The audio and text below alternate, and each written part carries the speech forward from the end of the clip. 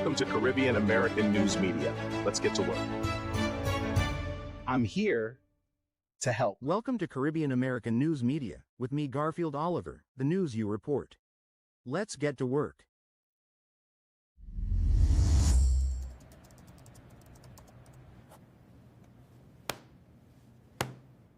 All right, everyone. Let's get to work.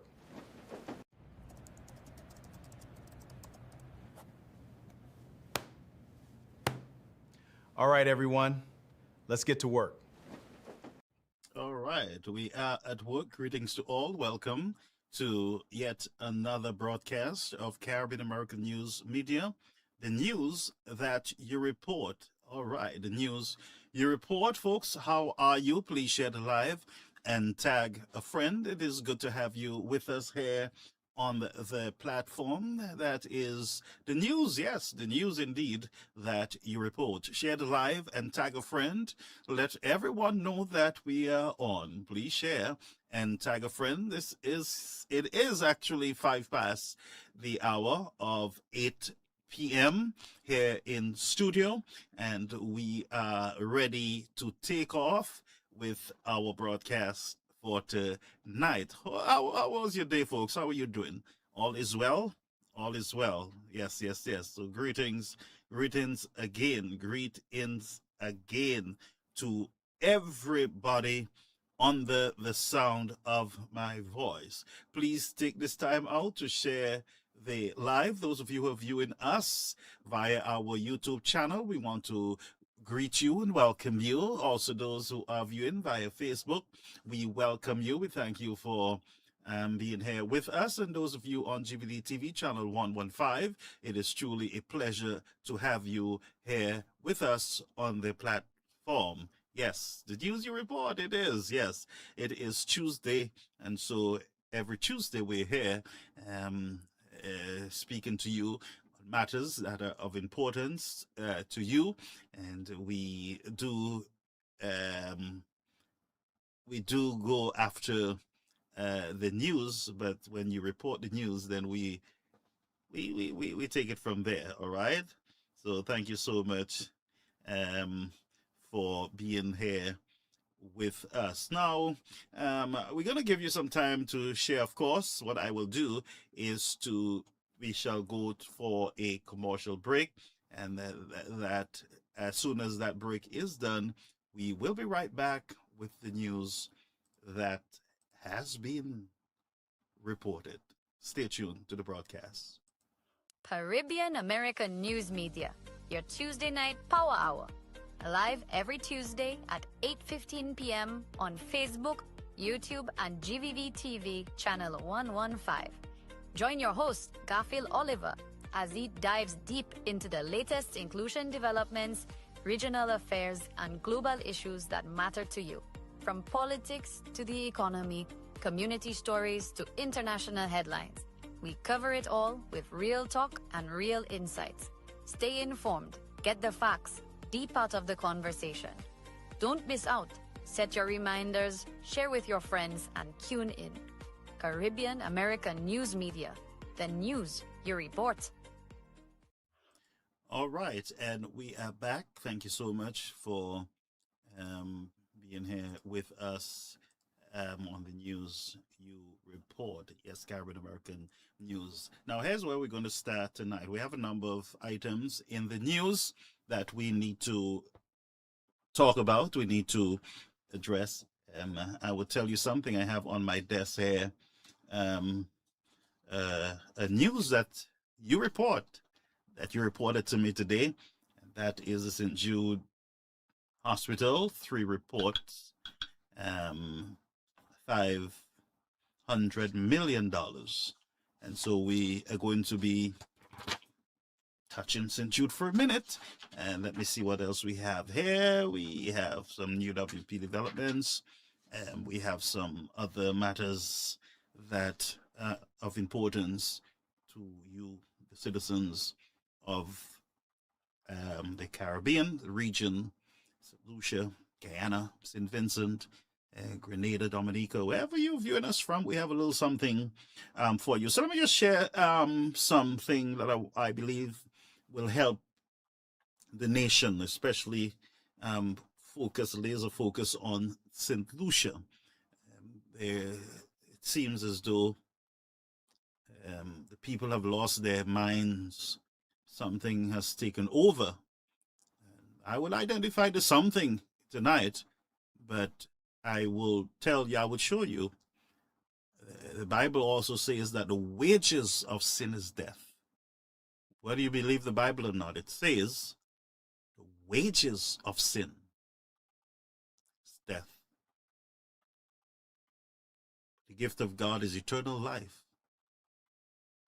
through Jesus Christ our Lord. And let me just share this. 2 Chronicles 7:14. It says, if my people who are called by my name would humble themselves and pray and seek my face and turn from their wicked ways, then I will hear from heaven and I will forgive their sin and heal their land. I'm going to read that again because this is very important for some nations right now as we speak. 2 Chronicles 7:14. And I'm reading from the English Standard Version.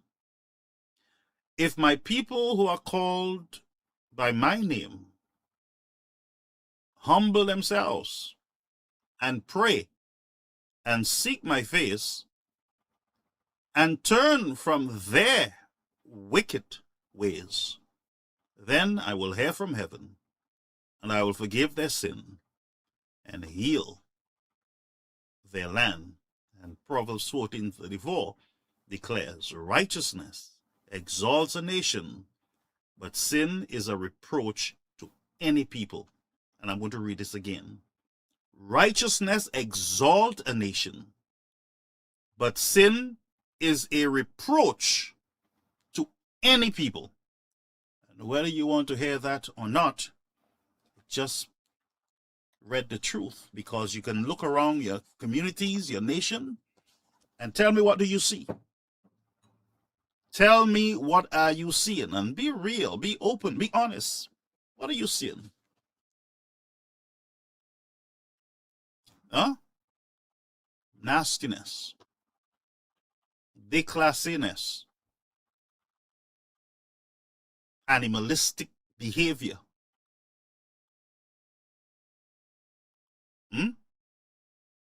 People are just hurting each other, drinking, they're gyrating, they're partying, they're reveling.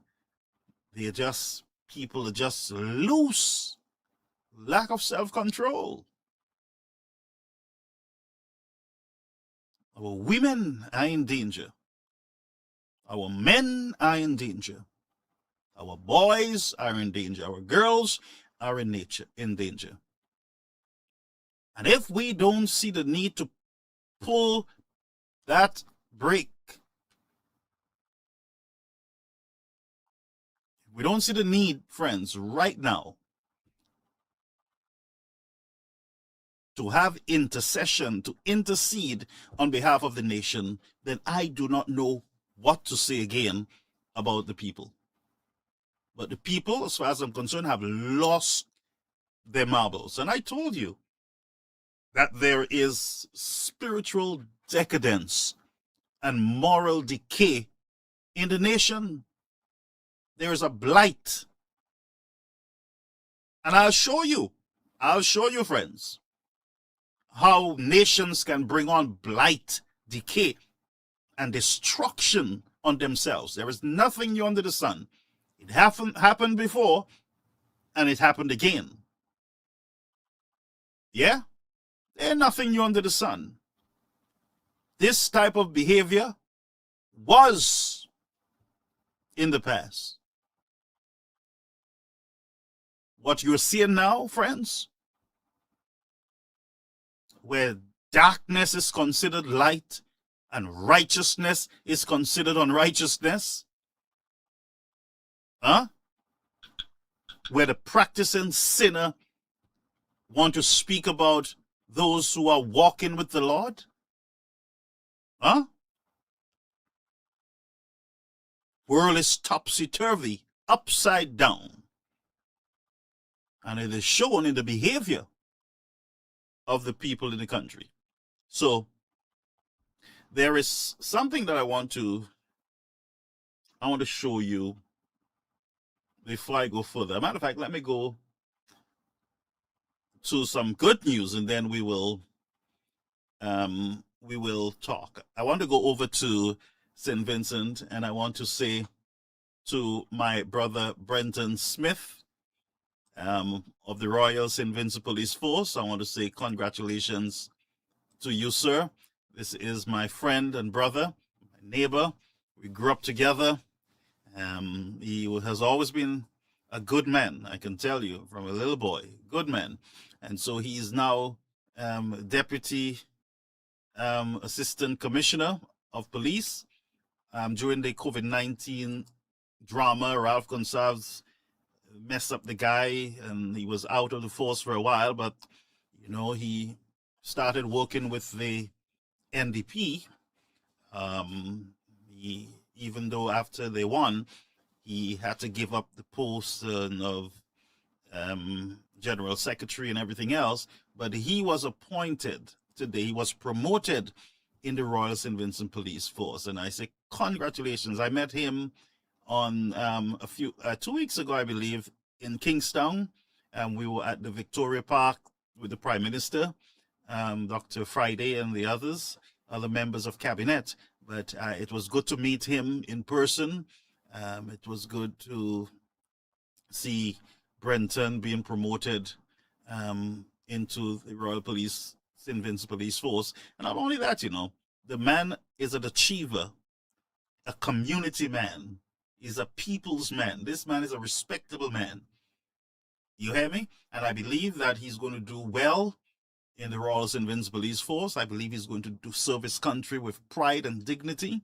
And you have nothing to be afraid of when it comes to Commissioner Brenton Smith of the Royal St. Vincent Police Force. So congratulations to you, my friend. My heart is overjoyed for you. And go serve your country, and serve your country well, my brother. All right. So that was Brenton Smith. There is something else that I want to quickly share with you. I saw it on the United Workers' Party page, and that is Guardians of the Flame. Guardians of the Flame.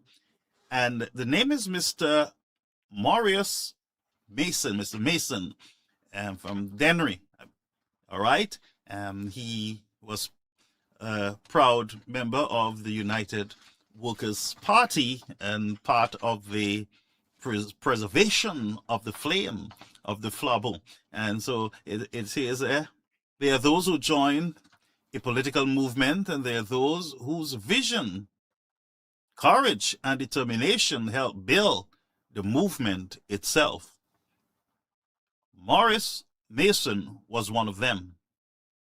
He was a barrister, trade unionist, political organizer, parliamentarian. Mason belongs to a generation of solutions who challenged the political order and helped shape a new political future. In 1961, he joined Sir John Compton, Dr. Vincent Monroe's, in forming the National Labour Movement. As secretary of the NLM, Mason played a key role in the collaboration with the People's Progressive Party that led to the formation of the United Workers' Party in 1964. He was more than a founding member. He helped bring the party into existence. Mason went on to win the Dennery constituency for the United Workers' Party in 1964 and served as minister without portfolio in the first UWP government. His political career was tragically brief. Mason died in 1966 at just 39 years of age. But the flame he helped ignite did not die with him. Today, the United Workers' Party remembers Mr. Mason as a guardian of the flame, a founding figure whose contribution remains woven into the history of the party and the political development of St. Lucia. The flame endures, and that is Mr. Mason, and so we recognize his effort as one of the guardians of flames, together with Sir John Compton. All right, so that is that little segment there. The guardian of the flame, the guardians of the flame. And may I remind you that every political leader that have joined the United Workers' Party were considered guardian of the flame, and they themselves have a sacred responsibility to ensure that the flame is still burning, that the flame does not go into chaos, that the flame remains relevant even in a changing society. The flame must continue to be relevant. The flame must continue to inspire hope in the nation. The flame must not be taken lightly. And so those whose desire is to dim the flame, I say to you that the flame will continue to burn. And so I say to the United Workers' Party, get your house in order. It is time for a convention. It is time that we pull our system together so that it can be well oiled and that it can be ready to serve the people of the nation, even in opposition. But what is needed is a well-unified, well-oiled opposition party that can serve the nation and that can be on standby so that when the nation calls on it to lead once again, that it is ready, willing, and able to do so. So my encouragement to the flame is to get your house in order, get the party into convention immediately. That is my request tonight for the United Workers' Party. Call an immediate convention and let's get united. Let us get all people on board, whether they left, whether they were disgruntled, whether they spoke bad about this flame. Get everyone back on board. Get everyone back on board, because flower is not just something that you speak, it is something that is within you. And so I say to you, get on board. Get on board, folks. Get the flame organized and going. The nation is depending on you. All right? The nation is dependent on you. And I speak no ill of the party. I wish the party all the best. I stand with it, and I will not bend. I will not break. I will continue to speak of the flame as we gear up to make a difference in the society. As I said, whether it's in opposition or whether it's in government, the flame is needed even more so. All right? So let's get down to brass tack, my grandfather used to say. All right? Now, I spoke to you, my people, concerning the attitude of our people.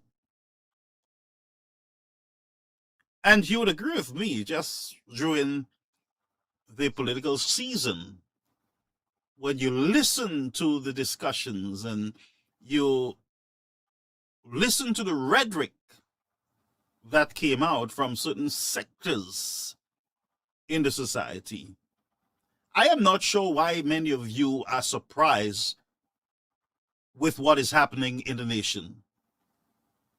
Folks, righteousness always exalts your nation. Nothing else. Righteousness. Righteousness always exalts your nation. Folks, the country has sown bad seeds. And whether you want to believe it or not, whether you want to jump high, call people names, that's part of the bad seeds, by the way, or the nastiness. And the using God in vain.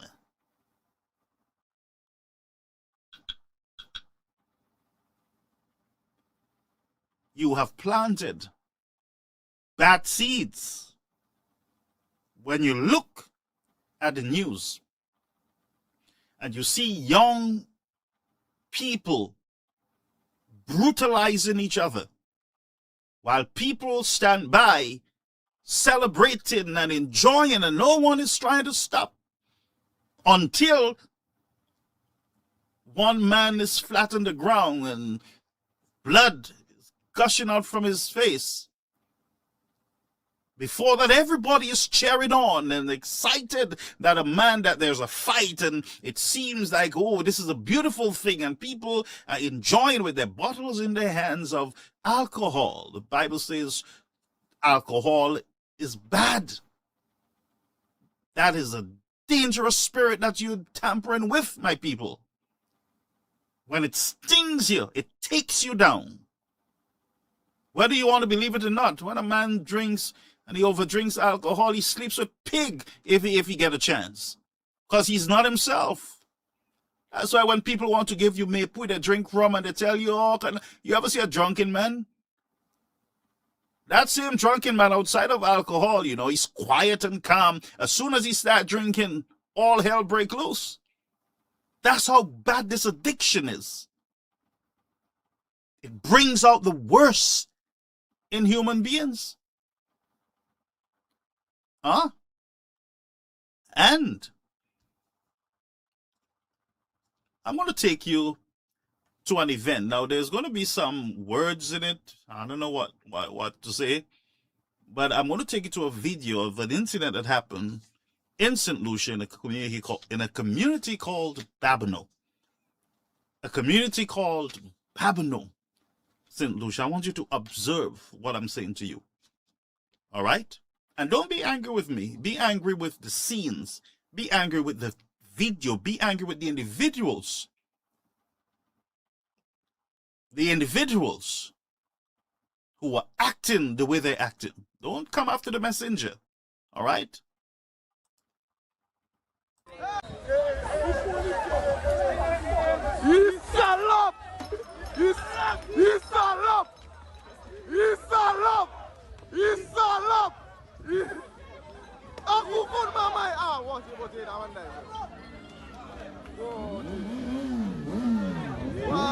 I want you to observe what just happened there, folks.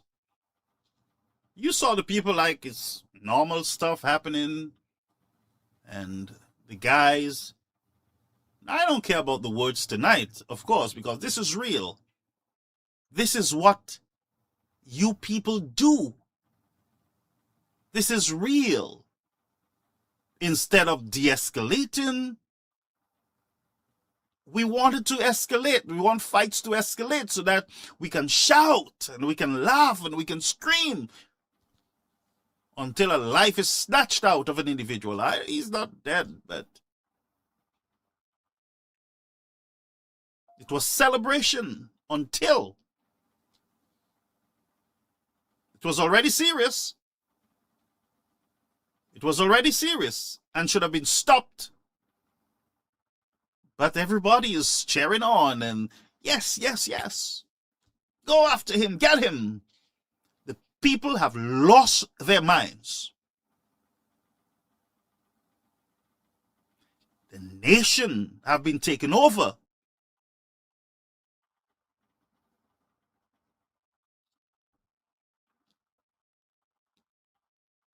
And there is hell to pay. That's the problem. There is hell to pay. There is hell to pay, friends. What you are seeing in the now are seeds that have been planted in the nation. When you have radio announcers on national television and national radio practicing nastiness and unrighteousness, and everybody cheers on, and politicians and key men in the society calling in, and you have businesses that are sponsoring these programs. Nobody sees anything wrong with it. Nobody sees anything wrong with it. You have businesses with managers who are Christians giving ads to organizations disrespect innocent people.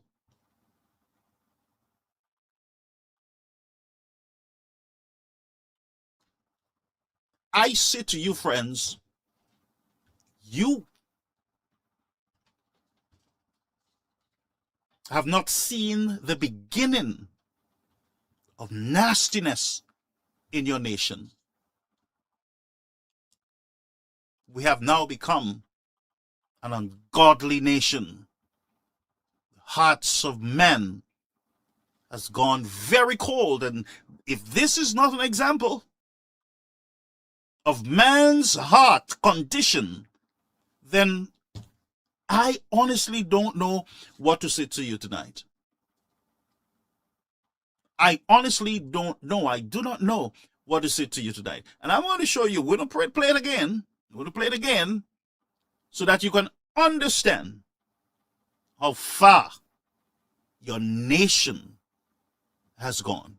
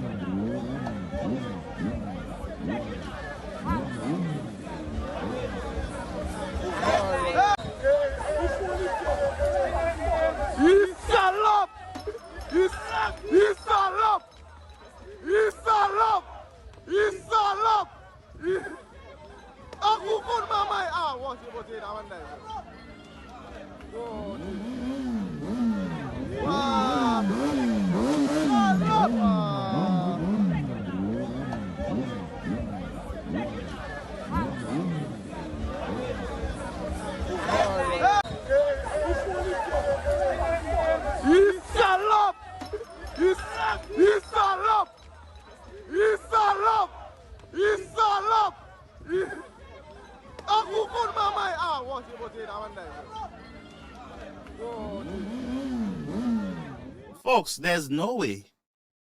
I don't know if he's dead, but there's no way a man can survive and be normal. You saw the anger, the force, the rage in the other individual. You saw the rage, the anger. And folks, do you understand what is happening where you are as a nation? And I'm trying to get through to you tonight, folks. We saw the brutal killing of that young lady in her car. Brutal killing. De-lifed. And we're looking at this situation there in Babino, friends. This was like a normal event. This is my concern, you know. It was like a normal event. Well, this is something that we're accustomed to, and ain't nothing wrong. Fight, you all fight, and, you know, stamp him down, and when you finish, just get a stone and smash him in the head. And the rest behind, chanting what? Esau, Esau, Esau, yeah, yeah, yeah, and cheer on, and people stand by like they're looking at a Jackie Chan movie.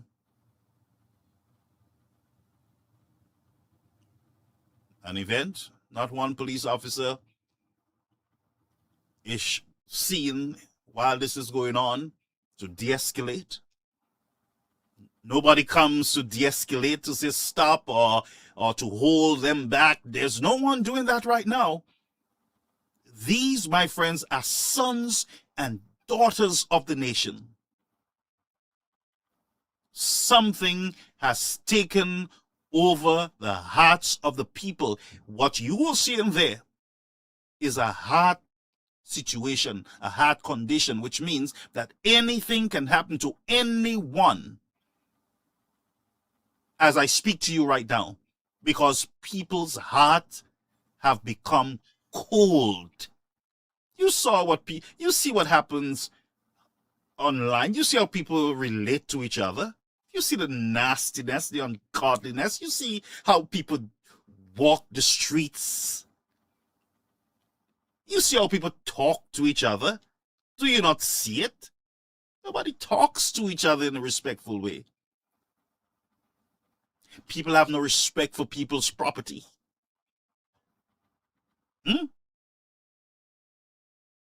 You saw the incident with the young lady. Was it in Trinidad? It appears that there was a young guy who she was in a relationship with, and he was helping her, provided for her, loved her. It sounds so. And then she is with another guy and stands there like, so what? And the other guy's like, so what? The hearts of men, friends, have gone dangerously cold. The hearts of men have gone dangerously cold. And I say to you mothers, if you love your kids, you start pulling your kids together. You start talking to them, start praying to them, you start being an example to these kids, because I am telling you what is happening out there. It is dangerous. It means that none of your children are safe. Not only you, not even you. When you send them to school, or you send them to Castries or to the store or somewhere, I'm telling you, you are not sure. You hear what I'm saying? That's the environment. And for you now to deal, you got to prepare your families. Talk to your children. Talk to your children.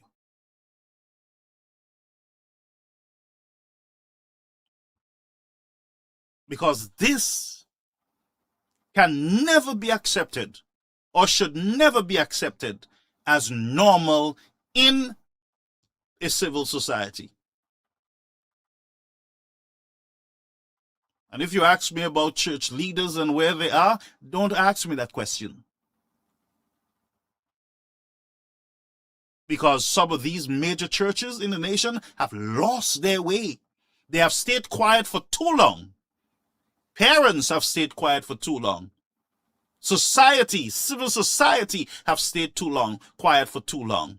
Men who reason, who have clear reasoning and substance in the nation, have stayed quiet for too long and have been shacking up and patting politicians on the back.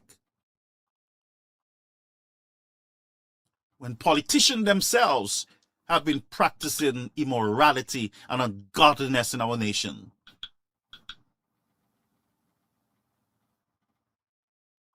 Country have gone to the dogs when it comes to civility and decency. When church can tell you go and jump carnival responsibly, how can you go out there in this rivalry? How can you send your daughter out half naked, half drunk, with these same fellas whining on your decent daughters? These same guys who Satan have taken hold of. And we have been planting this seed for too long. Not enough people have come out and speak up against rape and all the nastiness in the country. Not a lot of people have come forward to speak up.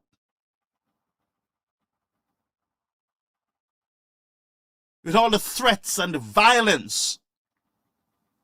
And a lot of people have come forward to speak up, friends. With all the assassination of characters, the lies and the perverted nastiness, not a lot of people have come forward. Now the tree is bearing fruit. And I'm not saying that in your political ghetto that some of our former politicians on the UWP side have not practiced nastiness themselves. Nastiness is nastiness. And that's why the Prime Minister of the country, should be clear-headed and straight, should be straightforward in his thinking, clear in his thinking. Your speech must be clear, not left open for interpretation. Must be clear. The country depends on that. The young people depends on clarity from you.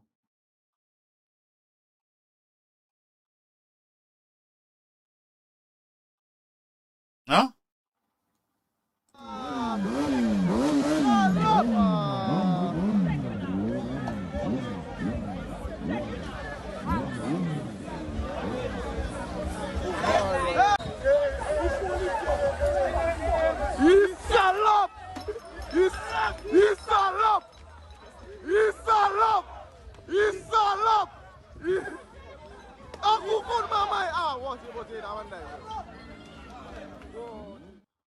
You heard that? In his mother, whatever it is, he died.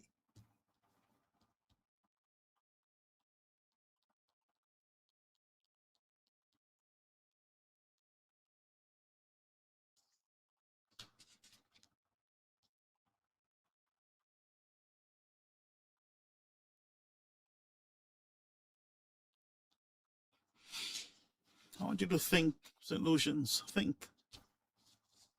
So, there was an incident in Dennery also this week where two brothers were in a disagreement. They started chopping on each other, blood, and you saw, I'm not even going to play it because it even myself, I get traumatized when I look at that nonsense.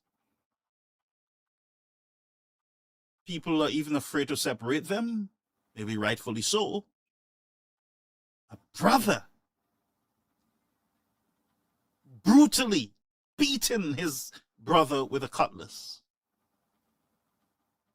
The anger, the rage, the level of anger and rage that we are seeing in our people, I am saying to you, these are scary times in our nation.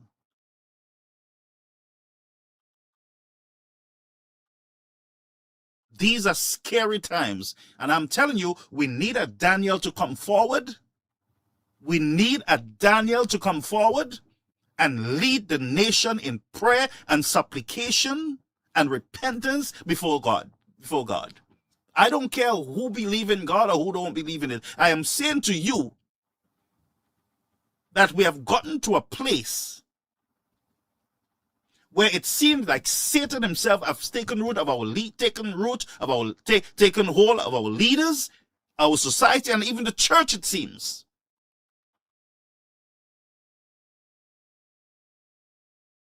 Look at the type of anger that you are seeing in your nation. Look at the response to these violent acts. Listen to the conversations that politicians are having, and what they're saying to you is, we are not the ones who sending people to commit crimes. Personal responsibility. I remember the Prime Minister when Mr. Alan Chastney at the time during COVID-19 realized the lawlessness of the people. I would say it again, the lawlessness of St. Lucians. And he implemented the COVID-19 warden to keep the peace. the Prime Minister now of St. Lucia, he was the opposition then, Mr. Pear, said to St. Lucians that the Chasney guy wanted to put his foot on you guys' neck to enslave you all and to restrict you all and all these kind of things and locking you all up and all these kind of stories. That's what he told you guys. And you know what he said? The people can regulate themselves. The people, I have faith in the people. That's what he said. I have faith in the people that they can police themselves. It has been proven over decades that the people cannot police themselves. And that's why you have a police force. That's why you have laws. That has been proven from generations. From the time Cain killed Abel, from the time Adam and Eve sinned, man have proven themselves that they cannot police themselves.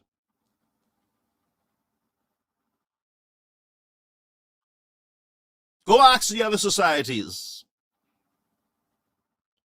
And you know what he did? He said, if you all vote me, and I'm going to wipe your lawlessness. Basically, I'm going to write it off.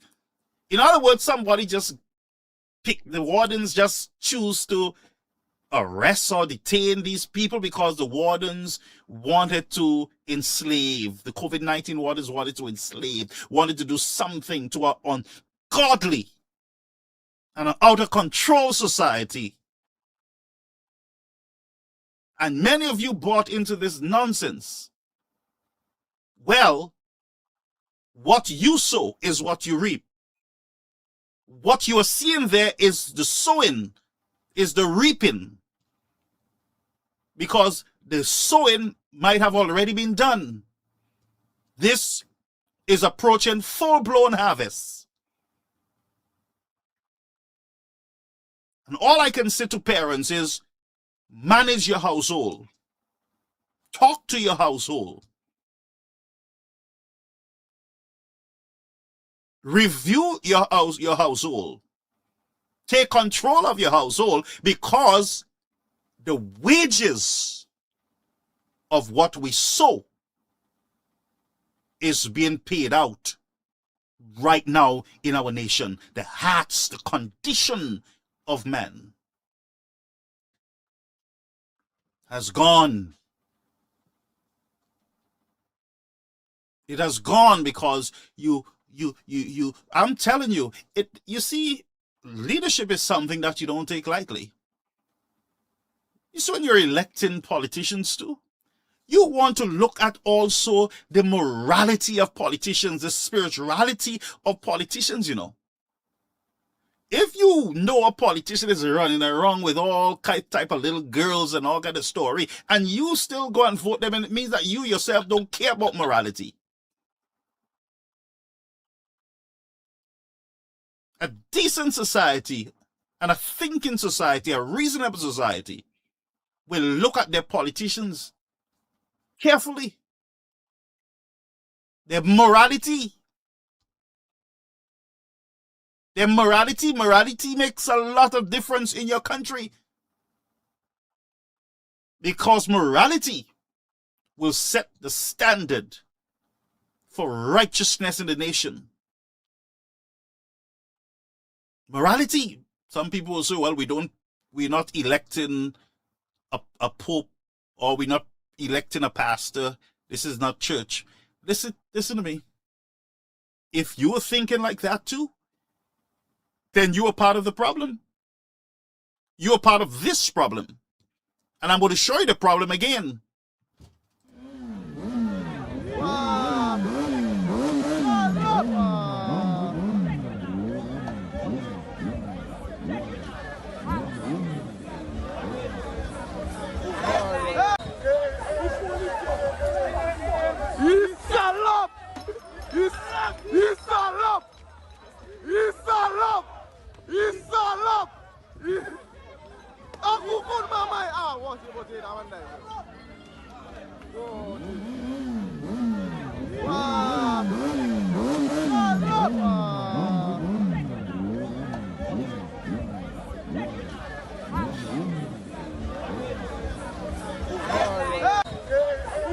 I know it's hard for some of you to watch this. This is real. And my prediction, God forbid, is that we're going to see more. The Denver situation mimics this one in Babonneau. Killing of Joy and all the others. Very same, the type of crime, the anger, the violence, the rage that are in people. Sometimes you go to businesses to do some transactions, even in government businesses, and you can see the rage and the enrageness and the vexation in some of those people that you're dealing with. Sometimes you do them nothing. Sometimes you do these people nothing and they're ready to beat you and to fight and to cuss your mother. And the rage, I am telling you, that is within these people. It is sad. It's demonic.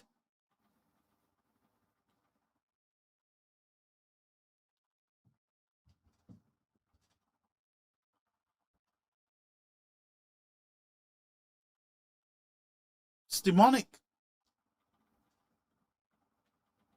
People have lost their minds. And there is no more excuses that anyone can give.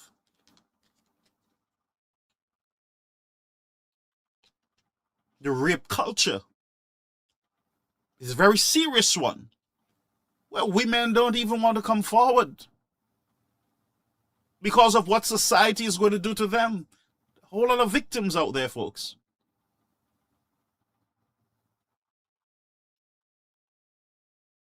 Whole lot of hurting people in the nation.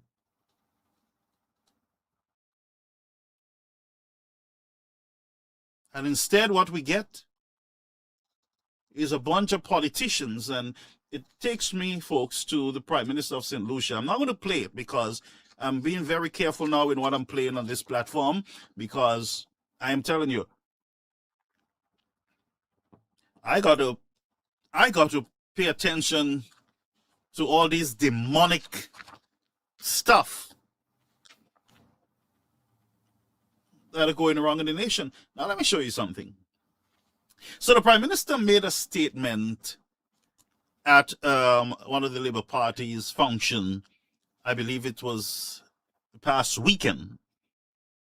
And he said to the people, and he was trying to speak about personal responsibility. I'm not going to play the tape. I'm not going to use this platform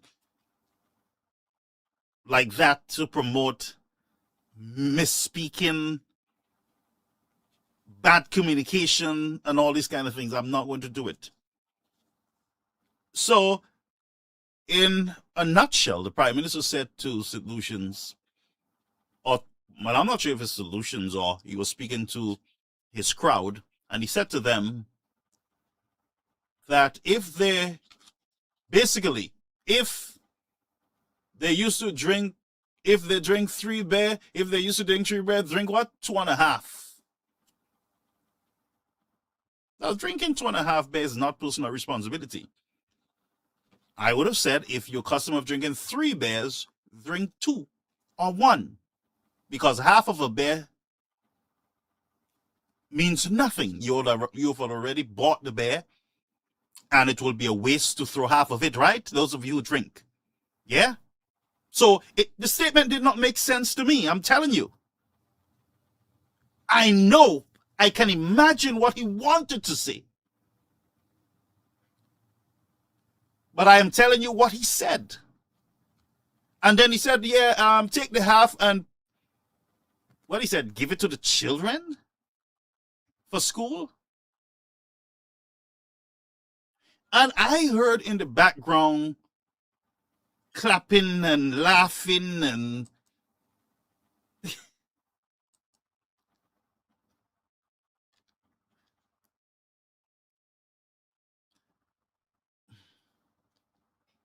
now I'm not sure if I'm hearing wrong or the tape was doctored, because I really don't pay a lot of attention now to certain things, honestly. I try to save my brain cells.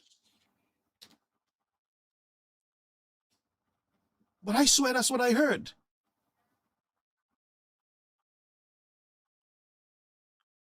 So if we try to spin that, folks, to say, well, he is speaking about personal responsibility, he's trying to tell the parents to don't waste their money, save their money for school supplies and to get their kids back to school. That's not what he said in that statement. He said, if you drink 3 beers, drink 2.5. And leave the half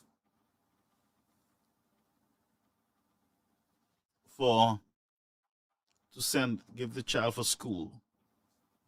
And I'm subject to correction, folks. That's not a good analogy. And that's why leaders need to be very careful in how they communicate, especially prime ministers. Gotta be careful how you communicate. You got to take it easy with your words.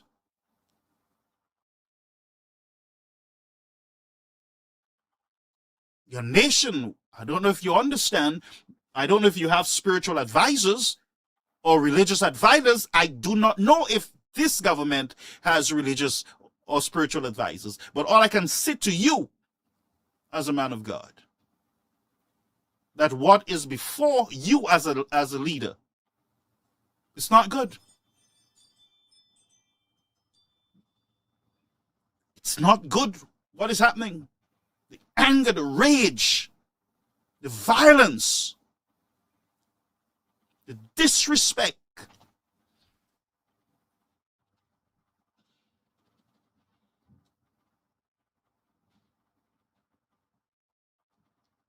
But that communication, Mr. Prime Minister, I'm telling you, I give it an F. Fail. And again, you want to communicate clearly to the nation. And I wish that you had taken the opportunity to say to St. Lucians, like John Compton said, Lucian, watch your bread. Or tie your waist. Things are tough. You're in for a bumpy ride. So be careful with your spending. I would go beyond bears and I would say, if you don't have money for costumes, don't buy it. Save that money for school. Or I'm cutting down some of the fets that we're having so that we can help you save. But there's party there and a rum shop there, and that's all. And an indisciplined society at its best.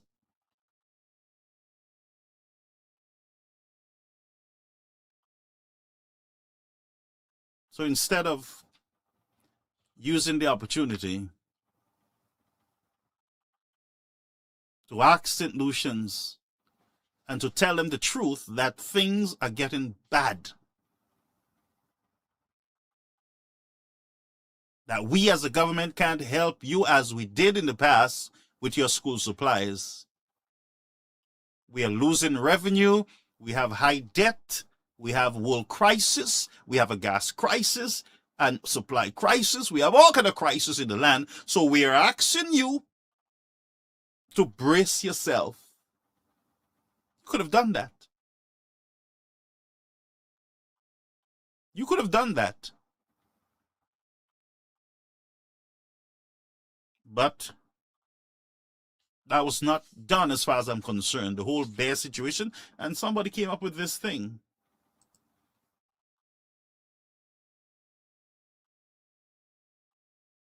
$3.5 bear by PJP, SLP, putting you first. Brewed with pride in St. Lucia.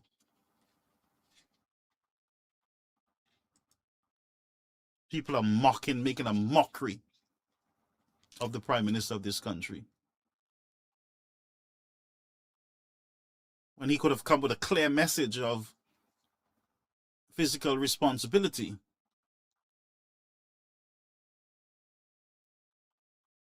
Then he says that we're going to have a march to show our power. This is not a time to show power. We just had an election. This is time for you to do all in your power to lessen the burden on poor families. And the same people who are having problems with back to school, this is a good time for you to spend in trying your best. But we are busy talking about power and who we're going to show our power and our might, and God sets up and he takes down. And that level of operation goes before a fall. Ask the other leaders who have gone before you. Arrogance and pride and self-sufficiency goes before a massive fall. And sadly, the nation is bewitched during the process.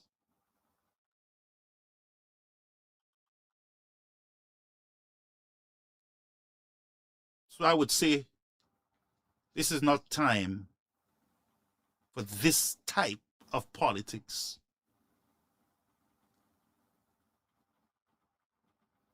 This is a time for soul searching, for meditation, reflection. This is a time to get back to, I am my neighbor's helper. I am my neighbor's shoulder that he can lean on. Like the song says, lean on me when you're not strong. It's time for us to bring back brotherly love, national unity, and civilized behavior in the nation. Clean up the airways, St. Lucia. Start by cleaning up your airways. Start by cleaning up your schools. Clean up your government system.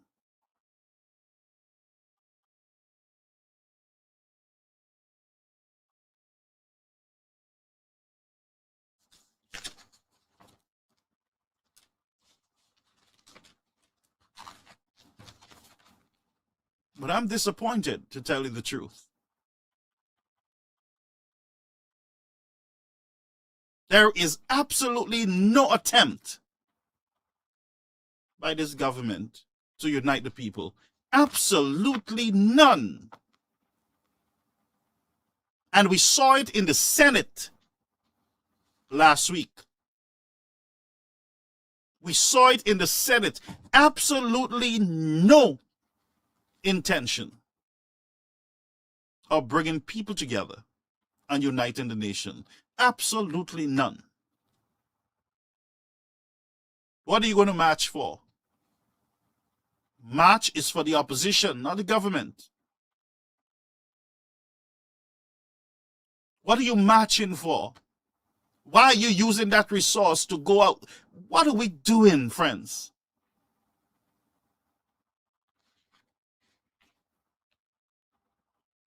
So we heard from the Jamaica Gleaners, I believe it is, Gleaners, that St. Lucia, it says, and I quote, St. Lucia signs third country national migration agreement with the U.S.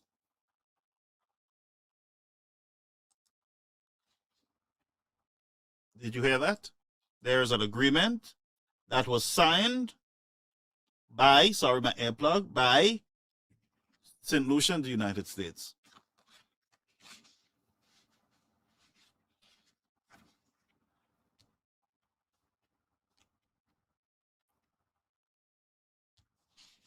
The government said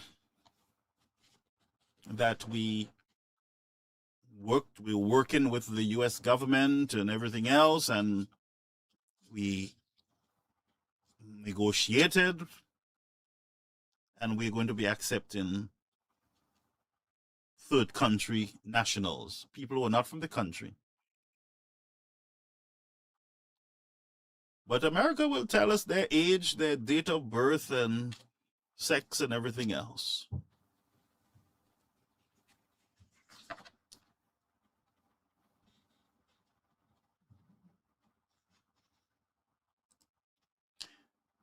We have a letter. Let me see if I can pull it up, from the government of St. Lucia. This is as a result of the citizens standing up. And this is the Office of the Prime Minister. And that release was done today, the 18th of August, 2026. Office of the Prime Minister acknowledges St. Omer family's request for an independent inquiry. Castries, St. Lucia. The Office of Prime Minister confirmed receipt of correspondence from the family of the late Joy St. Omer, requesting consideration of an independent commission of inquiry. The request was only received on Monday, August 17th, 2026, at about 10:30 a.m. The matter will be presented to Cabinet for consideration, after which an appropriate response will be provided to the family. Prime Minister Honorable Philip J. Pear affirms his government's commitment to protect all citizens, particularly women, children, and vulnerable persons. So, Prime Minister's office receives a letter from the St. Omer's family, and so they're requesting a commission of inquiry into the death of their daughter. There are many other commission of inquiries that are needed in the country. The St. Jude Hospital need one.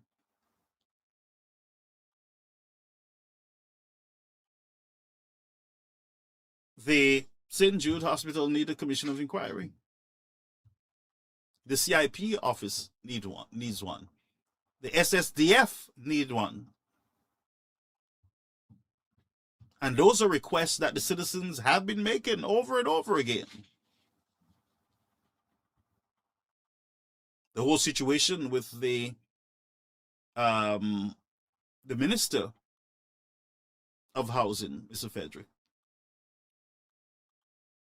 There needs clarity. We're in need of clarity there. And the people are wondering, why is the minister not placed on hold? Well, I use the word hold until this whole matter is settled. You can't have a minister being investigated and he's still functioning. In no civilized society that happens. Once the police are involved, then the decent thing that happens is that the minister is asked to step aside or step down.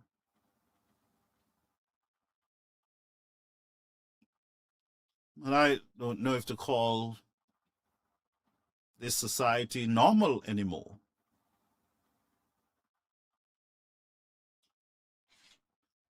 So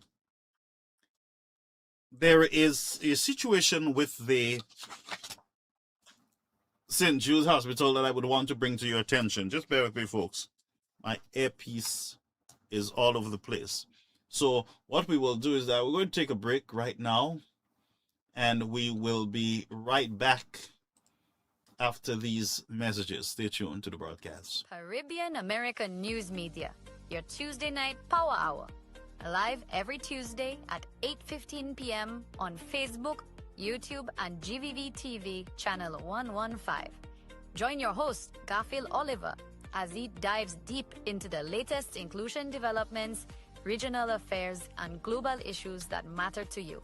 From politics to the economy, community stories to international headlines, we cover it all with real talk and real insights. Stay informed, get the facts, be part of the conversation. Don't miss out. Set your reminders, share with your friends, and tune in. Caribbean American News Media, the news you report. All right, and we are back. Thank you so much for being here with us. So there is some communications I got on the St. Jude Hospital on our Caribbean American News line. Let me put up that number in case anyone would like to call at any time. It is 929-586-1821. I'm going to open the lines right now so that people can call and talk to me about the situation there in St. Lucia. You don't have to be political. Just talk in general. What is happening on the ground? How do you feel? What do you see? You know, am I making sense that there is a problem? Yeah. So I have some communication I'm going to read through for a minute. It says, St. Jude Hospital, 3 reports, 500 million, and a hospital still unfinished. The reconstruction of St. Jude Hospital has become one of the longest running and most expensive public infrastructure project in St. Lucia's history. 17 years after the devastating 2009 fire, successive governments have spent or committed more than 500 million on the reconstruction, redesign, and completion. Yet the fundamental objective remains unfulfilled. St. Jude is still not fully operational as a general hospital. The people of the South were promised, and actually they were promised in 2025. That was in June, December. They were promised that by July this hospital will be fully commissioned. As a matter of fact, when it was dedicated, when it was commissioned or handed over, a lot of people believed that the government had delivered St. Jude Hospital. Then the Prime Minister said, well, we didn't promise you no hospital, we promised you a building. And so I guess people were not too sure after then as to what's the difference between a building and a hospital. And what the people were demanding actually was a functioning hospital. That's the word. Those are the key words here. Functioning hospital. A functioning, commissioned St. Jude Hospital. Yeah? So they did not just want you to finish the building, of course. They wanted you to move the people out of the stadium into a new functioning hospital. So how did we get here? The answer cannot simply be reduced to which political party had the better plan. There were failures in the original reconstruction. There were decisions made to correct those failures. And in 2025, there was another major decision to change course. And I'll tell you something about this whole change course. Let's switch the screen. All right.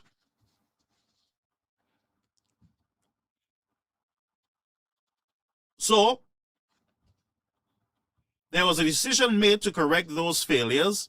And in 2025, there was another major decision to change course. Now remember, folks, with St. Jude's, the Labour Party administration under Kenny Anthony promised the people that the hospital was going to be finished in a month or two. Remember that time? And it kept every month or two. They were giving you month or two, next week, next month. And then they said to you it was 90% finish. 90% finish. And I believe that was more than 10 years ago. It was 90% finish. And it is now 2026, and there is still not a commissioned hospital at St. Jude's. Yeah? Again, you were promised in July that we are now in August. We're heading into September. Yeah? The proper question is therefore not simply who spent the money. It is, What did those responsible know when each decision was made? What did they do with that information? What did those decisions ultimately cost the country? And who should now be held accountable? So, yes, governments are responsible for oversight, agencies, minister, you have a minister responsible for that, infrastructure or department.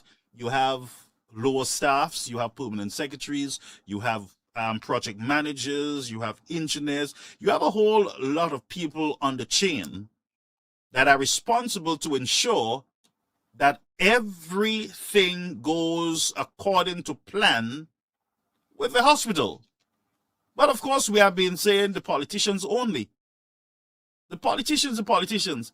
Folks, what about the engineers? What about the project managers? What about the contractors? What about those in the ministries who are responsible? What about the DCA? Were they not inspecting? Were the agencies responsible for oversight on this project? Were none of them paying attention?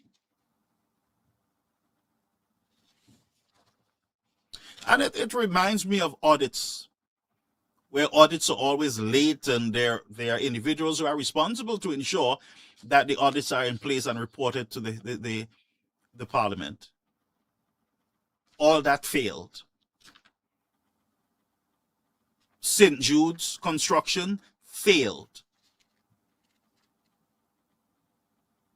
Do you know why all these projects and institutions are failing? We are not looking, folks, at the lower staffs within these agencies.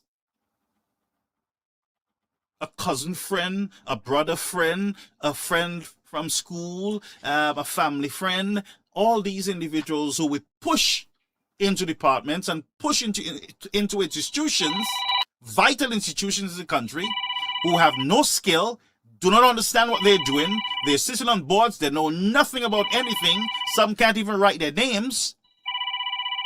And you wonder why all these infrastructures are failing. All these projects are failing.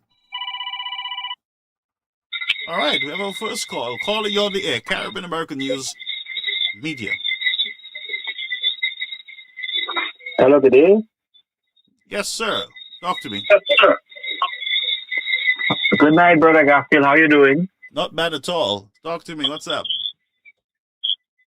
I'm all right. Just listening to your program attentively, and very interesting program as usual. Thank you. What's on your mind? Brother Garfield, two things. Remember, I promised to report as to this is one of the members of the Concerned Citizens of St. Lucia. Mm-hmm. And I think last week I told you that we dispatched some letters. We sent some letters to various agencies, Mm-hmm. such as the likes of the special prosecutor, the director of audit, parliamentary commissioner, which is like the ombudsman, the integrity commission, etc., etc. To date, I want to give you an update. Today, August 18th, we received the only person thus far who replied to us Mm-hmm. is the parliamentary commissioner, Okay. the ombudsman. But I will forward you a letter from the ombudsman, her reply to us, our group Concerned Citizens of St. Lucia. Mm-hmm. But it's very disappointing that those agencies do not see the need to take action, to speak up when they see wrongdoing.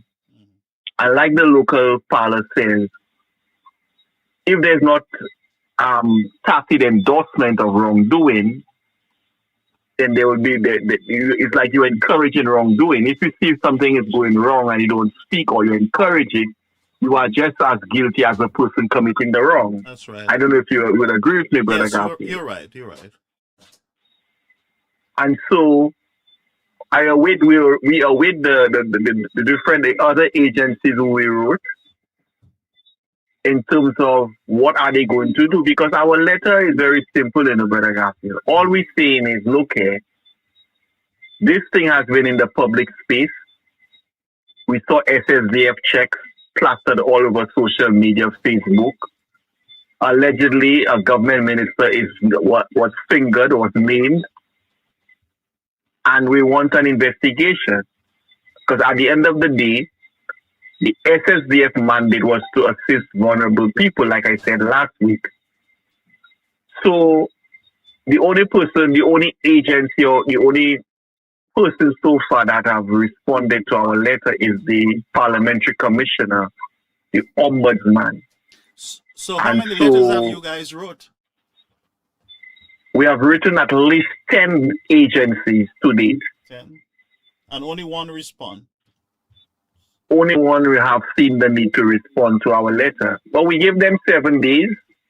So come before the end of the week, there'll be some movements. I will update you, Brother Garfield. Mm-hmm. Because we are doing our group, our team, what we are doing is we are practicing what we call our civic duty. We are exercising our civic duty, which is our right. If you see something that is not right in your country, you have a right to speak, mm-hmm. or you have a right to advocacy. That's right. And that's what we're doing. Mm-hmm. We have subsequently launched our Facebook page, Concerned Citizens of St. Lucia, and we're encouraging right-thinking St. Lucians of a lighter mind who love their country, who are true patriots in the truest sense, to like and follow our page. It's very, we're going to be posting different things in there. But it's very sad that you have agencies, you have people who have been paid by the taxpayer, with the taxpayers, and they just occupy space. They do not seem to do the job that they're hired to do, that they have been paid to do. Mm. You know? Mm-hmm. And it's just a sad state of affairs in St. Lucia. Yep. Very sad indeed. And that's why we have all these failed projects, late audits, and St. Jude Hospital, because of those government workers who are not doing their job. Exactly. You know? Do not tell me, Brother Garfield, that this SLP administration is very shameless, you know. They criticize the project that the St. Jude Hospital that Alan Chastney started under UWP. They called it all sorts of names. They called it a box. It was a waste of money. They subsequently, getting into office this term, commissioned the dialysis center, not telling the people of St. Lucia that the same building, part of the same building that they refer to as a box, this is the same building that the Alan Chastney-led UWP constructed or began to construct. That's what they're using for the dialysis center. They wouldn't tell the people that. And that's rather unfortunate. Here it is that a project that have been pending for eons, right? Almost 20-something years, this St. Jude project has been ongoing. Administration after administration have been handed over this project. Alan Chastney, in his good wisdom at that time, said, look here, this 80-year-old building is going to cost the country more money, and so it will be financially prudent to construct a new hospital, a new St. Jude. He embarked on that project. COVID-19 came, so you know there are supply and chain issues. And so, I'm not making an excuse, and so he did not finish the hospital. Mm-hmm. During the reign of the SLP in opposition, they called it all sorts of names. It was a box, like I said earlier.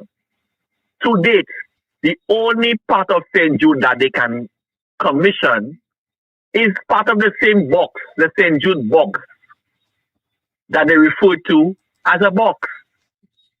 I'm saying it's high time that the politicians in St. Lucia, they level with the people. They become clean with the people. Be honest.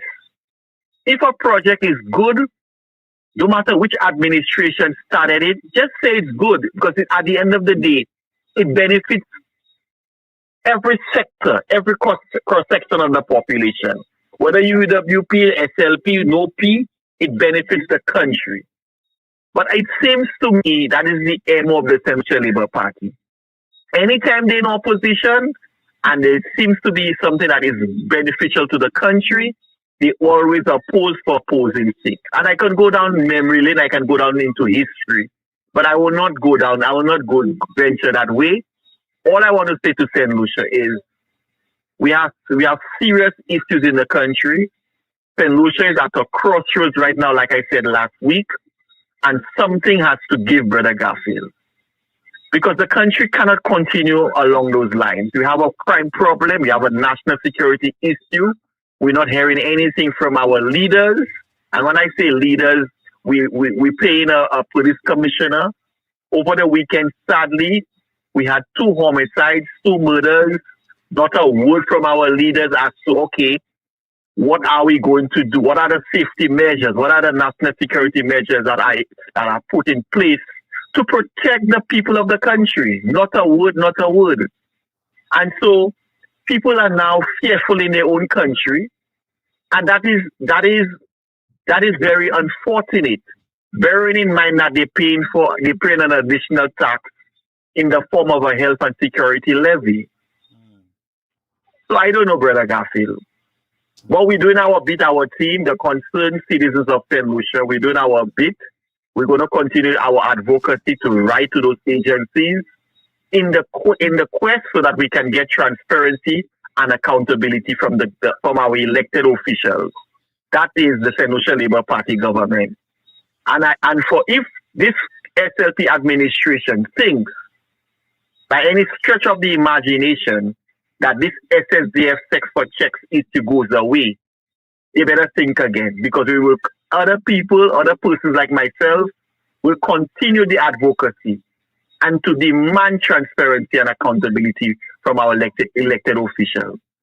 So I'm going to be updating you, Brother Garfield. I'm going to be forwarding you those responses. And I will take some time off, as I'm doing tonight, to update you and your listeners as to the way forward. Yeah, thank you for giving me the opportunity. Yeah, thank you so much, my friend. Thank you so much, Ian. And that was Ian Caldron, one of the concerned citizens who have been delivering letters. So he's reporting tonight that they have received one piece of communication from one of the agencies or individuals that the letter was delivered to.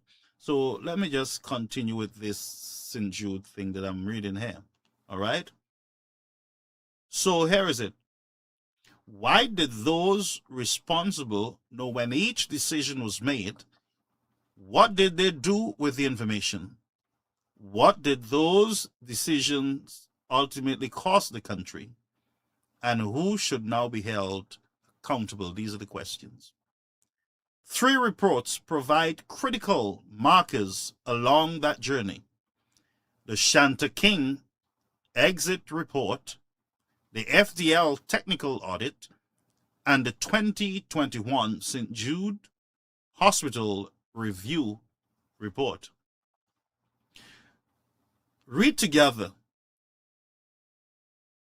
They tell the story of a project repeatedly assessed, repeatedly redesigned, and repeatedly promised, but never brought to satisfactory completion.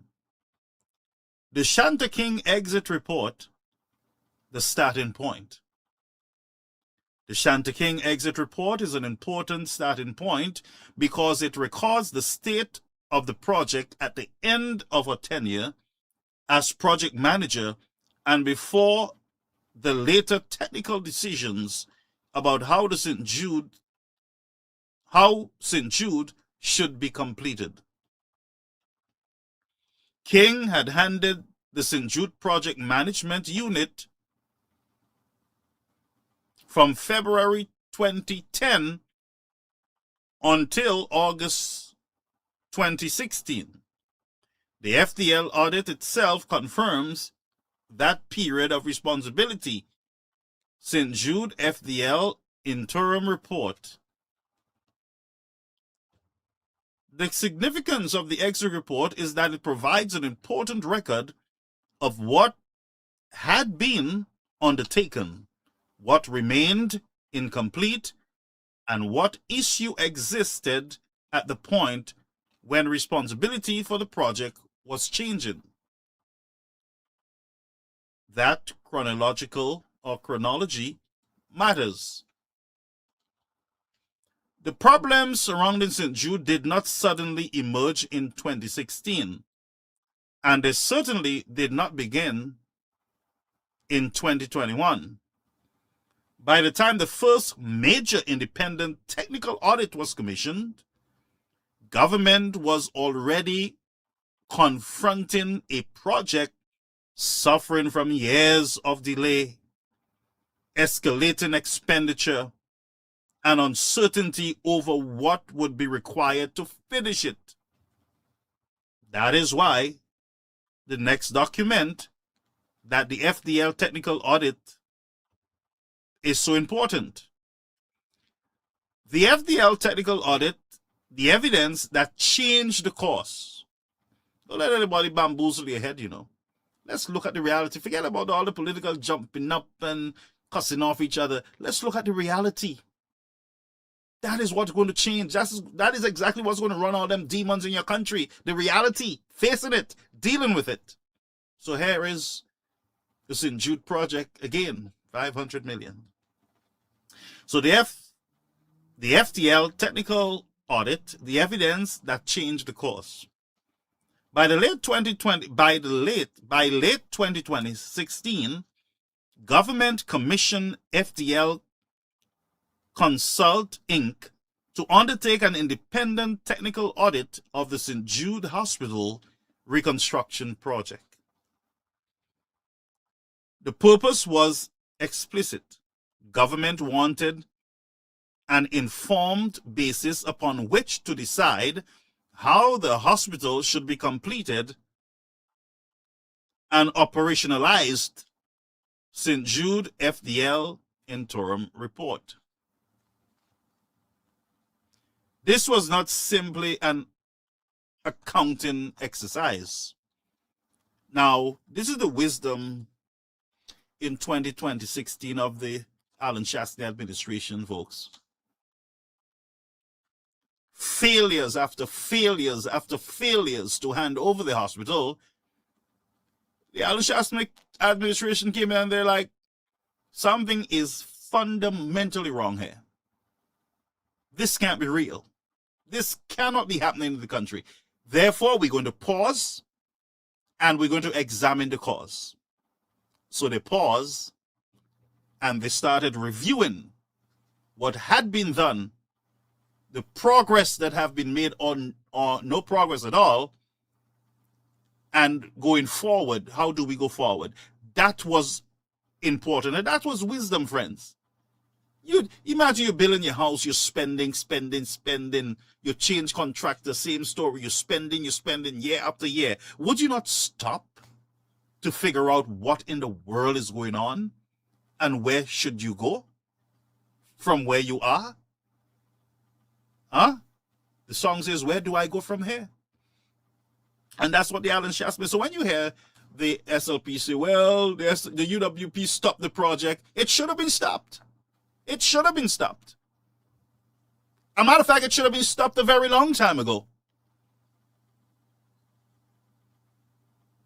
There was lack of management. There was lack of oversight. The plug should have been pulled on this hospital a very long time ago.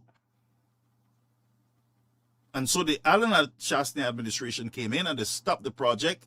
They put it on pause so that we can see where we are going. Not another nail should have been hammered into any wood until we know what is happening, where we are going. Because remember, the hospital was said to have been 90% finished.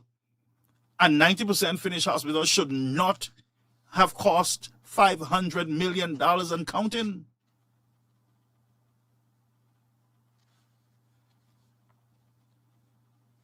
So here is this.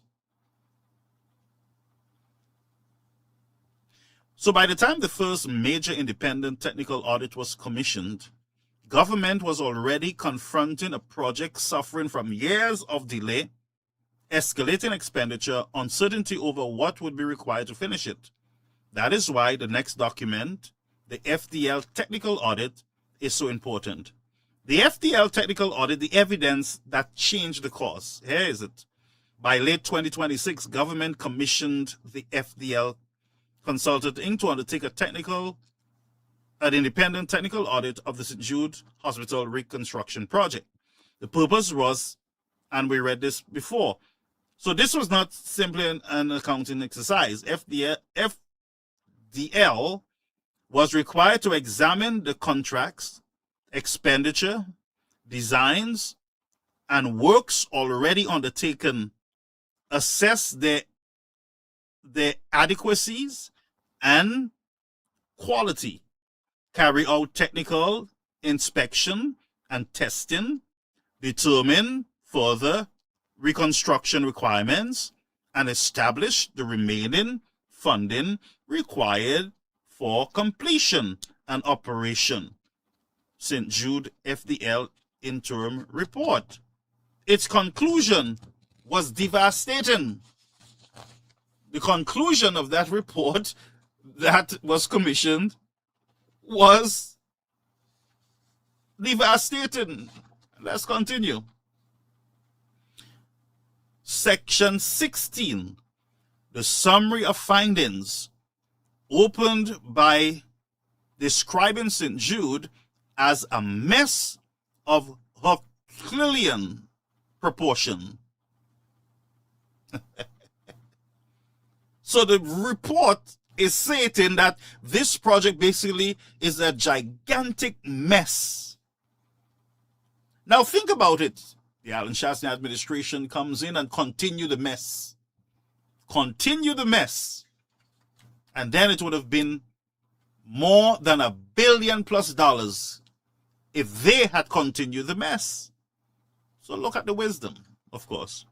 So the FDL said what had begun as reconstruction of a surgical wing had mutated into a redevelopment project that had spun out of control. The result was described as fragmented, poorly planned, and poorly executed, with the project spiraling out of control in its form, intent, design, and cost. St. Jude FDL interim report. So you hear what the report, the same report that is there, that you folks paid for, said that this was a disaster. This was a total disaster. Yeah? So by that stage, EC 118.1 million in works and supplies contracts had been awarded. 2016, by then, a whole $118.1 million had already been spent.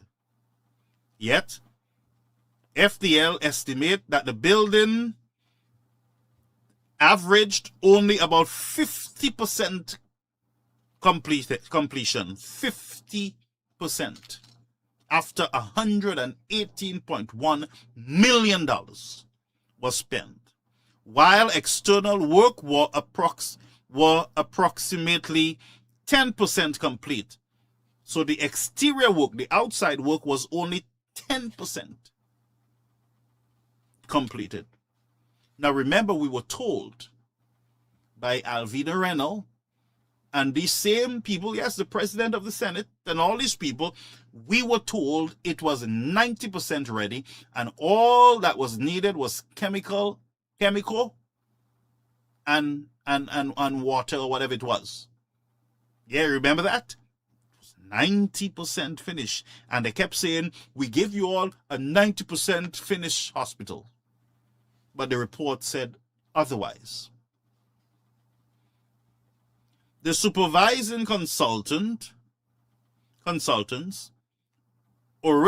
original 9 months contract of EC 277,000 had meanwhile grown into combined consultancy contracts valued approximately EC 11.5 million over 6 years.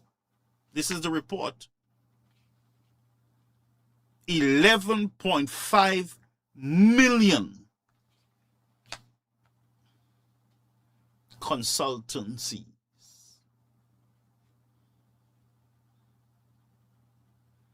And the finding went actually much deeper.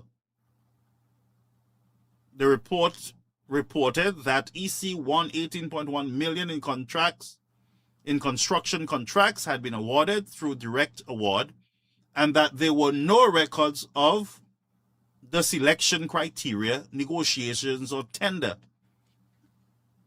This is the report, folks. It identifies questionable subcontracting practices and concluded that mechanism had been used which circumvented government procurement laws. Of the large number of recorded subcontractors under the main contractors, FDL said only 5 agreements detailing their scope could be located. Only 5. And I have not heard this government referring to this agreement, this review. None of you have heard it. None of you, my friends, have heard it. Not one of you. All you're hearing is, Shasta couldn't finish it. Shasta, UWP, Guy violated materials. By the way, I want you all to go and arrest Guy, for those materials that you say he read. If it's true, go get him. Go arrest him. Please do that. All right? That's all you were hearing. Bob Olatz and Jude, they violated the money. UWP stole the money. There is a report. Debate the report. Speak on the report.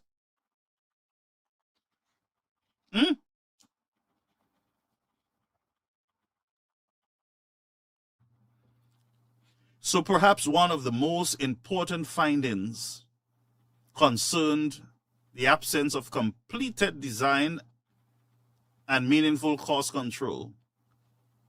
So there was a problem with the completed designs.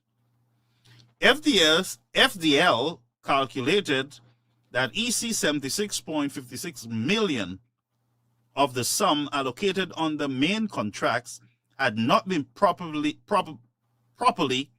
defined, and by extension had not been designed at the time those contracts were awarded. Its conclusion was blunt. Cost management did not exist. This is the report.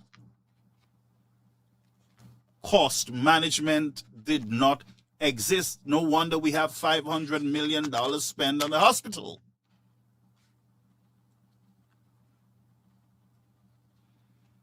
So the problem was not really financial.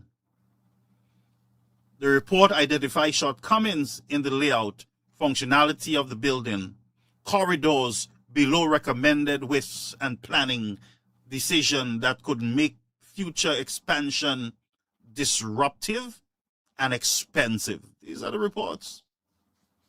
But you will hear the private producer say, it was workable. You don't want no workable. You want something that makes sense. You don't want no temporary workable nothing. If you're going to spend $500 million, you don't want nothing no workable. You know what, when people tell you it's workable, what it means? It's not the right thing, but it can work. Huh? It's not the right path, but we can get down the road. Huh? Reverend, anybody tell you it's workable, you have a problem. we were putting a fan in a bathroom in one of the apartments in Brooklyn this week. The guy said the fan is just cosmetics. It's workable, but it's not going to do anything up there. Well, that wasn't even workable. Cosmetics. You know nothing workable, you're spending all that money, especially a hospital. You want to hear workable? Workable? Come on, people. Come on, please.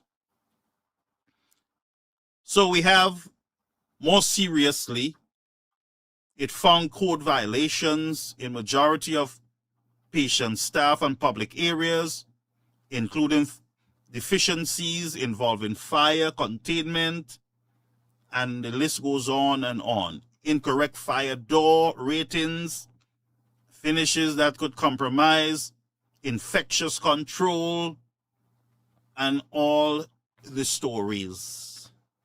Workable in a hospital? You don't hear no workable in hospital, folks. Those findings are essential to understanding what happened next. So you had 100 million estimated, and what it really meant. So you had the preliminary estimate that was a further easy $100 million that would be required to complete the existing facility. But that figure could not fairly be represented as through government had a guaranteed 100 million option to simply finish the hospital. 100 million. This is not what the report said. This was not what the report said. So it recommended that, therefore, that construction should be further suspended. The report further suspended, that a master plan should be developed and that existing facilities should be aligned with the plan if possible. The report further warns that a phasing plan would be required because of the cost of completion. So the report that guided the decision of the United Workers' Party recommended that it be further paused until we put a concrete plan together so that we will not have workables. And we could have found real solutions to the problems.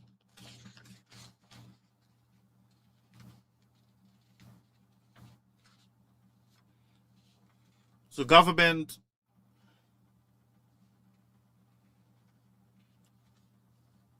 needed to spend another $100 million to finish the hospital.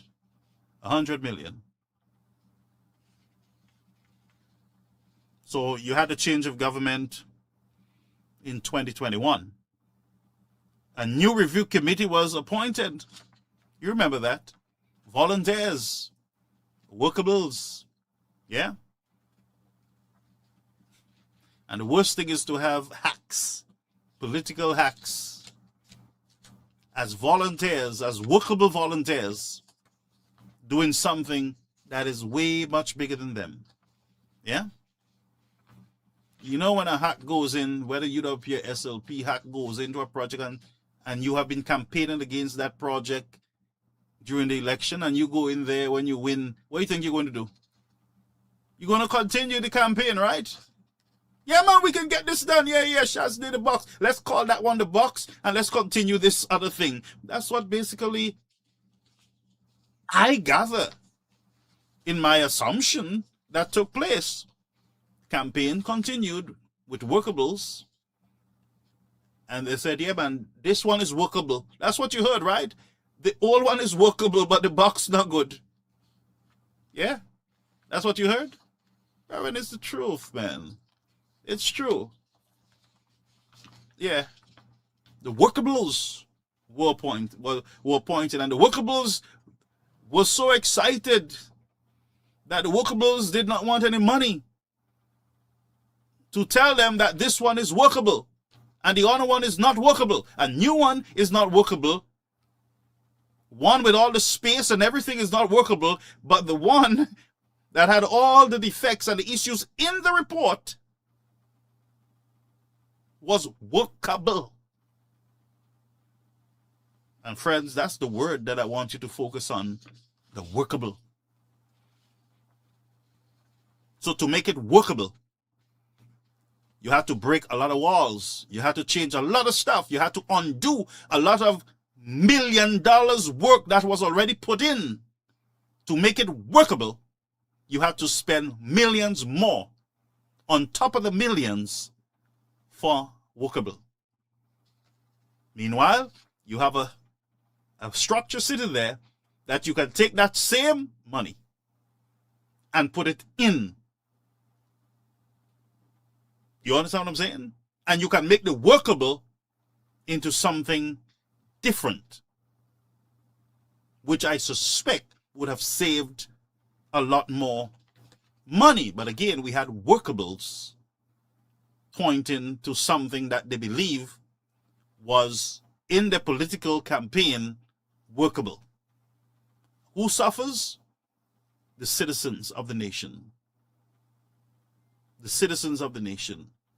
All right? So listen what happened, right? And quickly, we're moving fast. So they changed. We changed the government in 2021. The people spoke. A review committee was appointed. The future of St. Jude was reconsidered once again.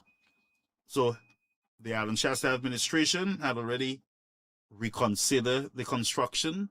Now we have another government coming in, reconsidering it again. Now remember, there's already a whole study done. There's a whole plan already in motion, but they're saying, oh, no. We're going to undo the undo, and we're going to do some workables again. Back to the workables. All right? So the Alan Shasta administration moved away from the workables.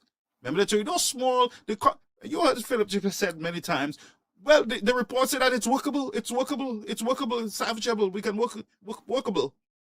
And Mr. Shasta said, no, we don't want workable. We want something real. And then he started during COVID-19 constructing the new building. So he moved away from workable. So in 2021, when the new administration came in, they went back to workable. Yeah? Went back to workable. So, importantly, the committee was asked to examine both possibilities, whether the new building or part of it could facilitate the transfer of the hospital from the George Odlum National Stadium, and whether elements of the earlier phase 1 reconstruction could instead be used.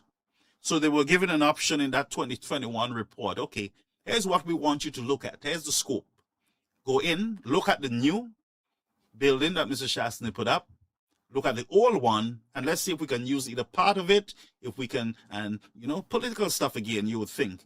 Okay, let's see if we can get our baby workable, connected to the new building. So they wanted the old baby workable to be connected with piece of the new building. You have new and you have workable. All right? So here's what happened, folks. So the committee was to make a decision. So the committee made a recommendation, consequential recommendation, that proposed plans to complete the ground floor of the new building. Listen, let me just read it over. And I quote, the proposed plan to complete the ground floor of the new building should not be pursued. Now, this is the workable group looking at it now. Remember, the workable people who is doing the review, their minds is on workable over there. Not really on the new one, but they were asked to look Look at the new one and see if it's if it's not workable, if we can go over there. There's only one workable we have, the old building. So the committee came back with a report and they said, oh, no. You better just stay with workable.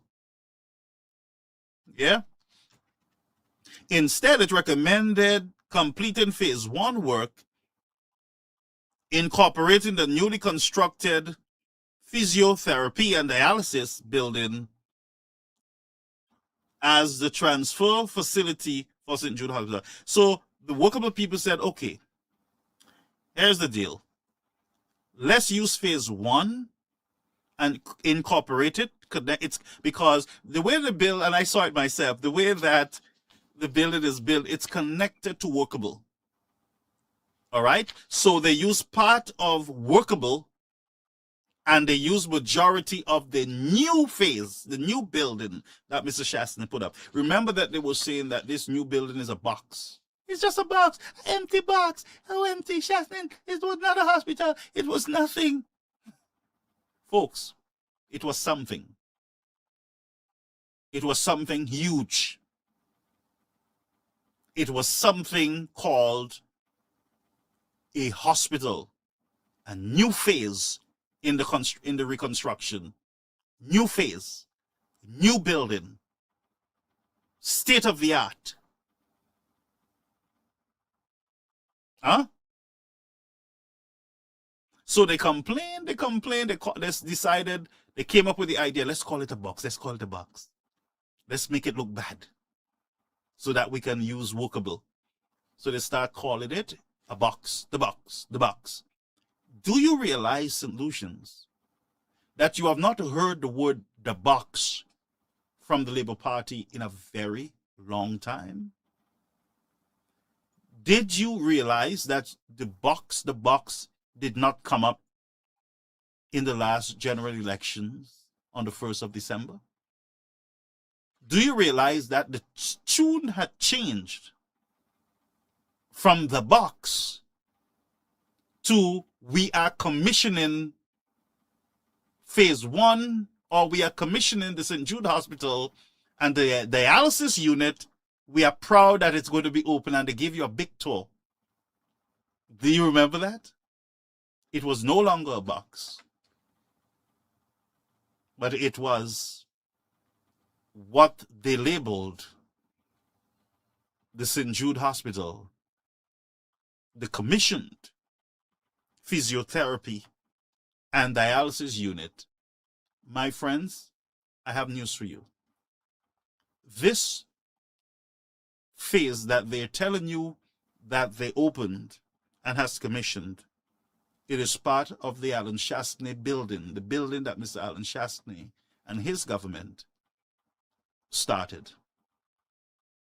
Period. So St. Lucia changed course again. The strategy of completing the new hospital was stopped. Government returned to the earlier reconstruction while incorporating the new dialysis and physio rehabilitation building that, in the wisdom of the Alan Shastney administration, they were able to come up with this beautiful design that was considered to be a box. But there was another critical part of the recommendation. It was supposed to be fast. The committee treated completion as an emergency and proposed an approximately 18 months program. Its timeline completed formulation of the completion plan during the first half of 2022, practical completion of phase 1 by the end of 2022, the transfer of critical departments beginning in the first half of 2023, and the eventual decommissioning of the hospital operation at the St. Jude at the stadium St. Jude Hospital, and this is from the final report of the 2021 report under their government. All right, so they were to complete in 2022. By 2023, they begin the first half, and then they will start, that's moving into that structure, and by October of 2025, or whatever it is, they start decommissioning the stadium. So in other words, everybody would have already been moved into the building. This is what they recommended. So that recommendation no longer has to be judged on promise or projections. It can now be judged against the result. 5 years later, judge the decision by the result. 5 years have passed since that decision. Approximately 350 million more on the figure now being advanced has been spent or committed on St. Jude since the change of direction.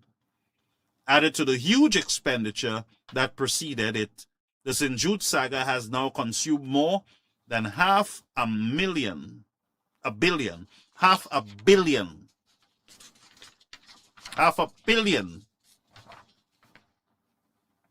And what is operational? The two major components of the newer development providing service are the dialysis and physiotherapy rehabilitation facility. What is functioning now, what is commissioned, fully commissioned, is the state-of-the-art dialysis and physiotherapy building facility that was built and designed by the Alan Shastney administration. And nobody would tell you that, right? Nobody will tell you that the same box that they cuss off is the same box that are right now saving the lives of St. Lucians. Saving the lives of people of St. Lucia. Do you know what dialysis is, folks? Do you know what dialysis is? This is a life-saving facility. And I'm happy, by the grace of God, that it's commissioned and it's functioning right now. But, folks, we got to put the blame where the blame got to be. The blame got to be on the workables. They wanted a workable hospital. Mr. Shastney wanted a working hospital.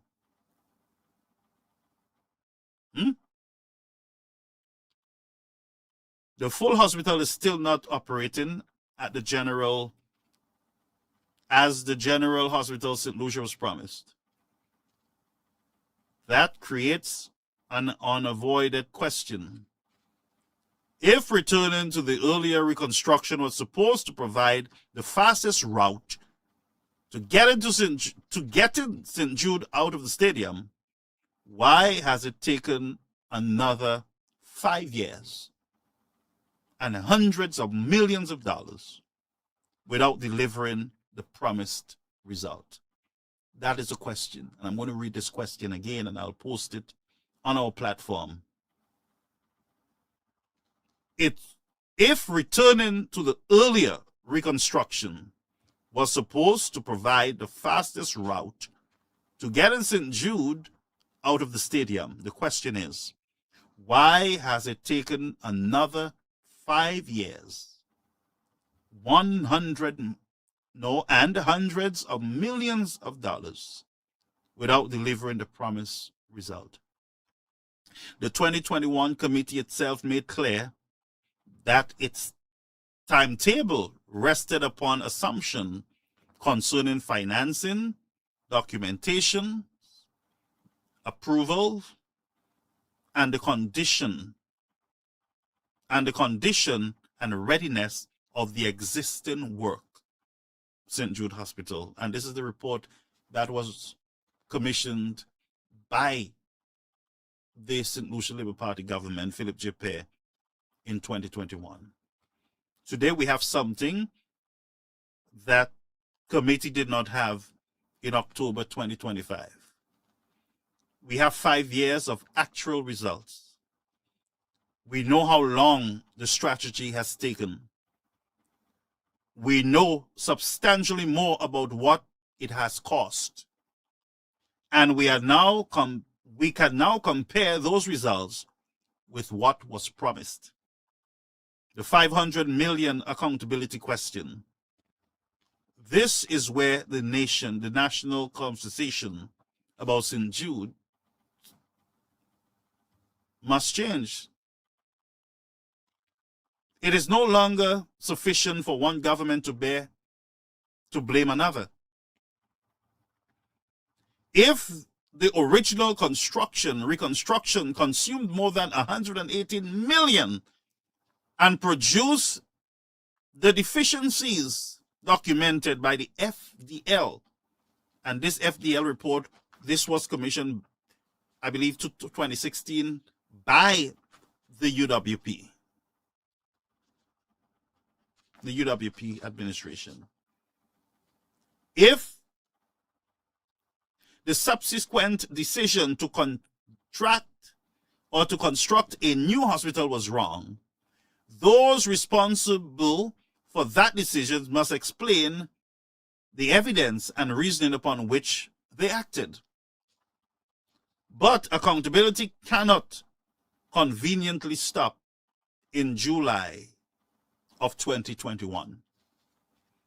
If the new hospital was stopped in favor of returning to the earlier reconstruction because that was supposed to provide a quicker route to a functioning St. Jude, and 5 years and approximately 350 million later, the full hospital is still not operational.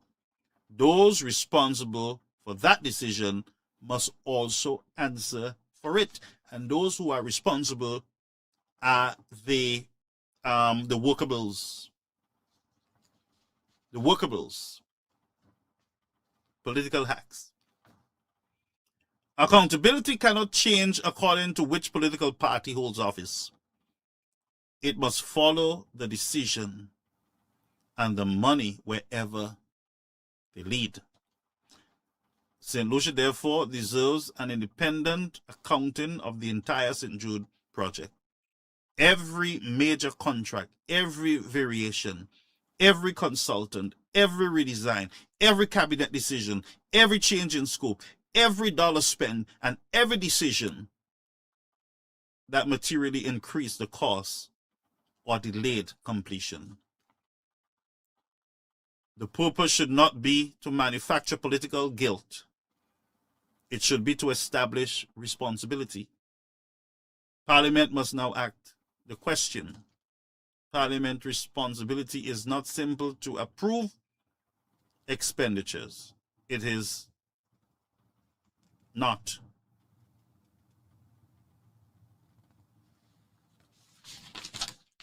And folks, I will post some of these questions that we must ask ourselves. And one of the major questions is, when will St. Jude Hospital finally be completed? When will the hospital be finally completed? That is a question that many of us, folks,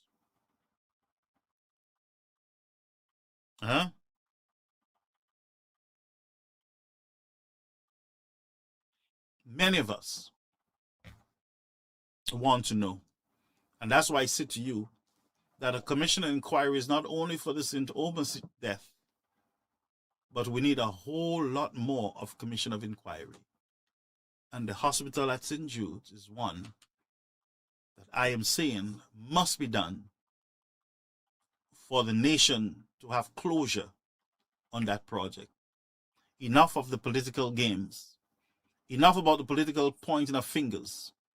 Let's have a commission of inquiry to figure out what went wrong and how we should not repeat this in the future on any project in the country. This disaster at St. Jude should be studied, not to fine and throw people in jail, but this St. Jude Hospital should be studied and left for generations to come in hindsight, so that no one will repeat it again. No one. You hear me? No one. I'm going to read some of your comments and then we will disconnect. Jean Francis, the truth will always come out. Can't hide the truth. That's true. You're so right, my friend. They failed. PJP Musa were warned by a fair lady. She asks that they complete the new St. Jude. St. Jude is now a failed project after spending $500 million. Robert says, yes, it is. My husband is currently on it. So someone is confirming that the husband is on dialysis. And it's very serious. All right. So I wish you, Roberts, and your family, your husband, I wish him all the best. And may God guide you all as you go through this period. Someone said, is the box belonging to Shas? This is Shas box. Someone says they give 7 dates for the opening of St. Jude's. These people were 7 days. 7 dates they give.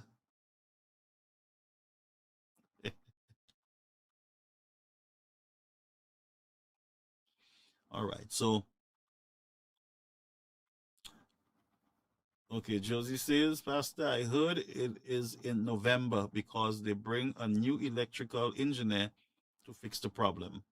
So is there a problem at the St. Jude Hospital, electrical problem? Can somebody confirm this week and let us know so we can follow it up? If there is, the people need to know. All right? The people need to know. Folks, I want you to have a beautiful night. It was good being here with you. Remember to keep your children prayed up because you are living in a very wicked society. You know, people will cuss you off. They will insult you. They will lie. They will do all sorts of things against you. I'm telling you. So you got to be careful out there. Be careful who you speak to, what you say. All right? Be careful, my friends. Be careful. All right? So you're prayed up. I prayed you up, folks, and I wish you God's blessings and his covering. May his peace be upon you. May no evil befall you. May any weapon formed against you may not prosper. And may any tongue rises up against you in false judgment. May they be condemned to the honor and glory of God the Father. My friends, may no weapon formed against you tonight. And may every weapon that formed against you, may they go back to sender in Jesus' mighty name. And that's my prayer for every one of you under the sound of my voice. Your pastor true, your pastor to show, because God is with you. And fear not, he says, for I am with you, be not dismayed. I am your God. This has been another beautiful, beautiful Tuesday night program. The news you report. Blessings, folks. Have a good night. Welcome to Caribbean American News Media. Let's get to work.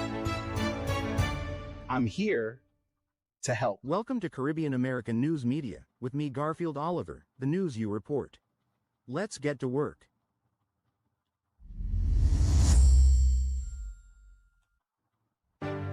Welcome to Caribbean American News Media. Let's get to work. I'm here to help. Welcome to Caribbean American.